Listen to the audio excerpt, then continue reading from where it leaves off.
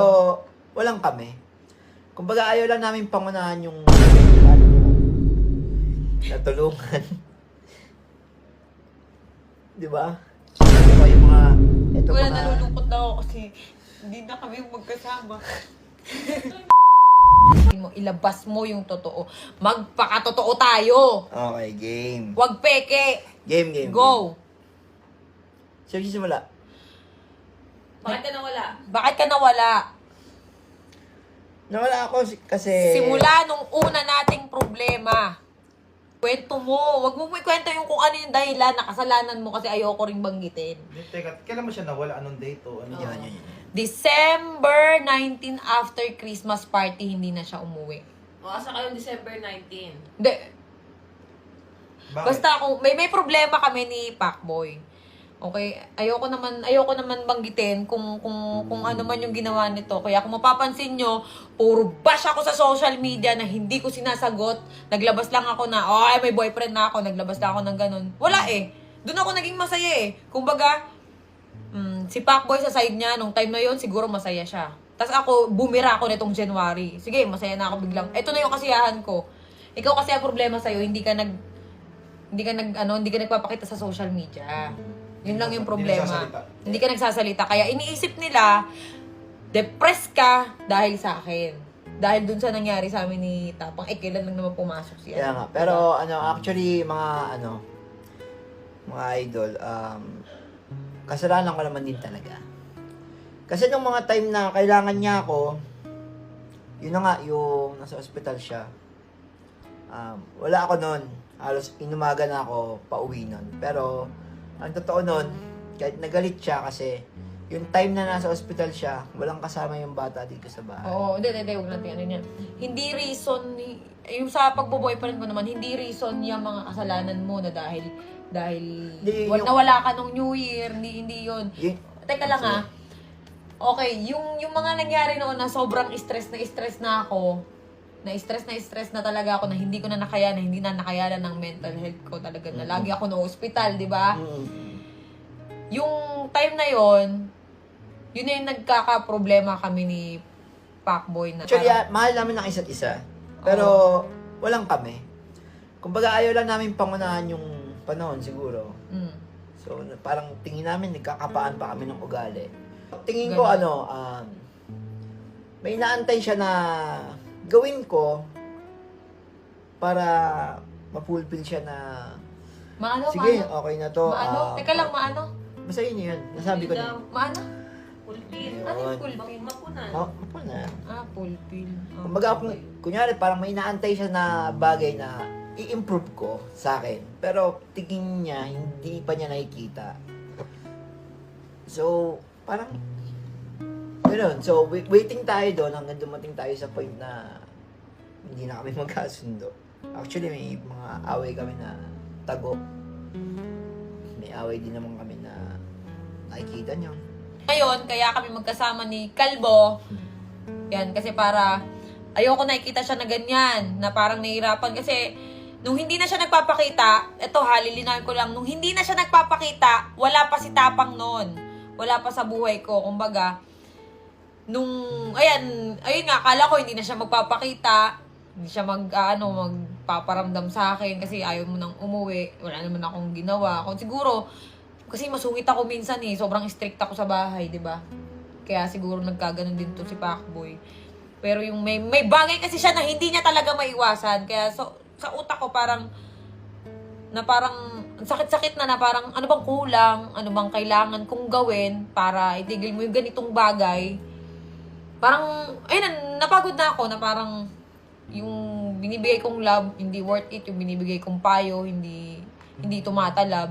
Hindi ko na alam gagawin ko. Ngayon, may dumating sa buhay ko na parang, sige, subukan ko. Okay. Yun. Pero yung pagmamahal ko kay Pacboy, hindi nawawala yung bilang pamilya. Pero hindi mo naman ginamit talaga si Pacboy. Kasi maraming sabi, ginamit mo na si Pacboy, nagpaka-famous ka lang daw after nun. Eto ha. After mo mag-4 million, parang iniwan mo na si Pacboy sa Hindi ko kasalanan kung dumami yung followers. Pero nung una pa lang, na nakilala ko si Pacboy, nagbablog na ako. Sa YouTube ako noon. 'Di ba? Nung nag-collab kami ni Pacboy, nung nasa inyo siya, pumunta ka dito, di ba? Hindi natin expect na puputok yung vlog natin. Kwento Masyado natin ako lahat. naging masyado ako naging kampante. Yan. Siguro siguro pakiramdam ko, parang tumaas ako, lumaki ulo ko, gano'n. Pakiramdam ko parang, ay hindi ako iiwan nito, gano'n. Kumbaga, parang kayang-kaya kong kontrolin lang. Mas lagi mo pa akong tinatakot na, aalis ako dito. Lagi mo akong ginaganon. Guys. Na Guys, yun yung totoo. Lagi mo akong tinatakot na, aalis ako dito. Kasi mabunga nga ako kapag ka nakakita ako ng yung pagpasaway siya, mabaingay ako eh. Kasi siguro na narindi rin. Siguro hindi ko yung mga panahon na yon, hindi ko pinahalagahan yung pagmamahal na ito. Yumabang ako. Kumbaga, Hindi ka yumabang na yung mamayabang ka, ganto ka. Hindi ka ganun. Kumbaga, naging kampante ka lang.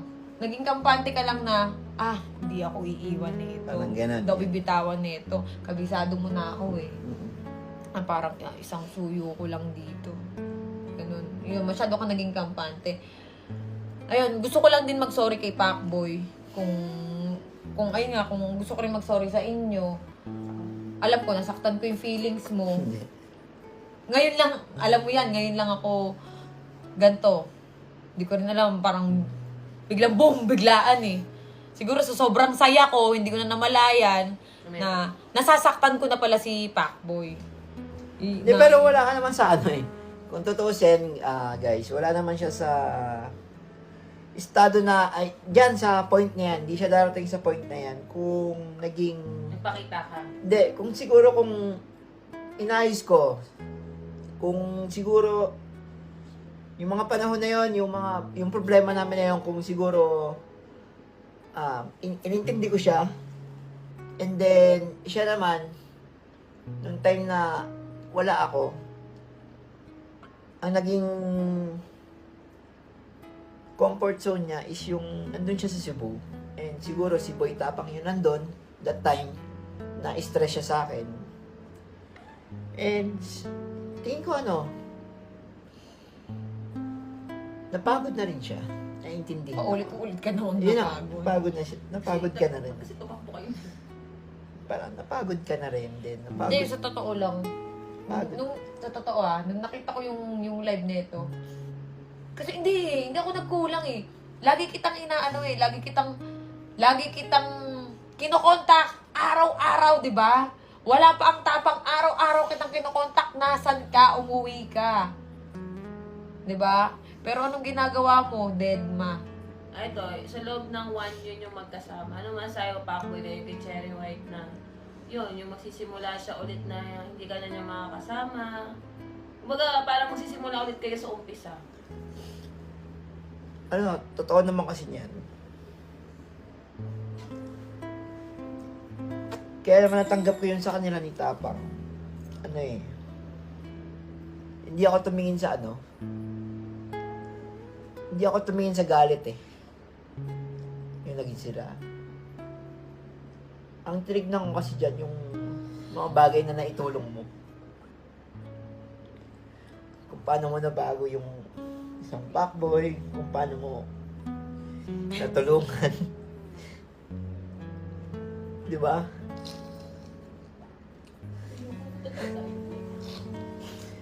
Hindi, Bobo yun mo yung kasi. tumingin ako sa hindi ako tumingin sa galit ko. Tumingin ako sa mga bagay na naitulong niya sa akin, sa kung paano niya ako binago.